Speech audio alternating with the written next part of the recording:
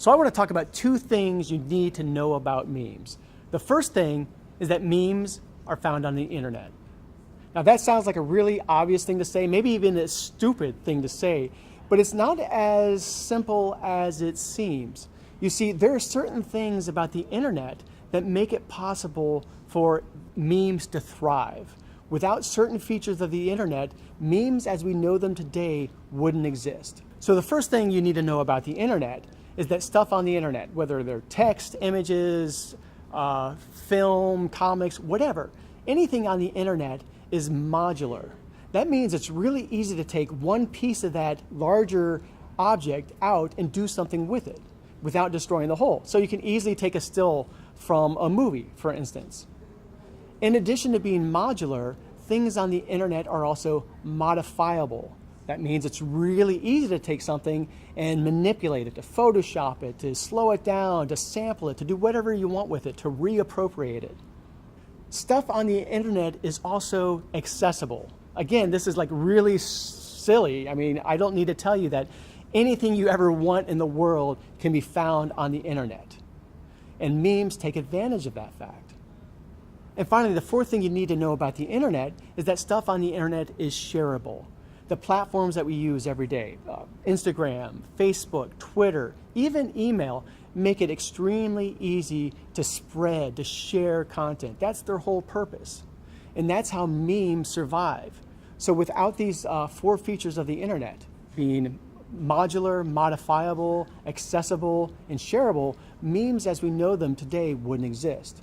So that's the first thing you need to know about memes, is they're on the internet. And because of that, they take advantage of the things the internet does really well.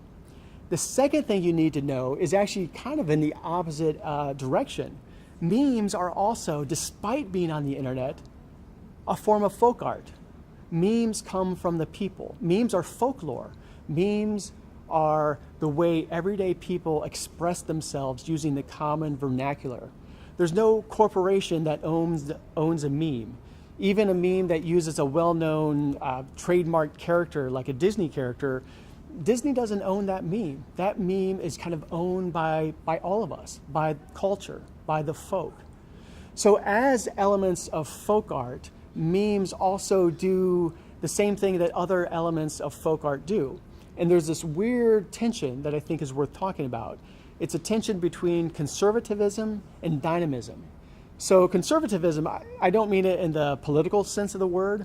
I mean it in a way that there's something about objects on the internet, about certain memes that kind of demand a status quo, that kind of refuse to change. There's this kind of interior inertia that prevents them from changing.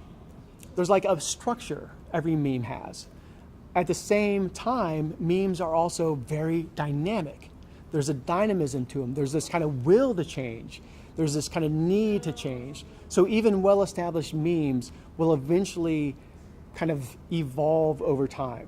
And you can think of any kind of meme, especially the image macros, as almost like a piece of grammar. So there's this set structure, and we just substitute different nouns and verbs in the different places of the sentence. That's a good illustration of this dynamic between conservatism, between wanting to stay the same, and dynamism, which is wanting to kind of evolve and be different. And people, being what we are often pushing memes into new directions. So even well-established memes are still evolving over time. And you can never predict where the newest meme is going to come from. Maybe it's a still from a sporting event. Maybe it's, a scene from the latest movie, whatever. You don't know where it's going to come from because it's coming from people. And people are unpredictable.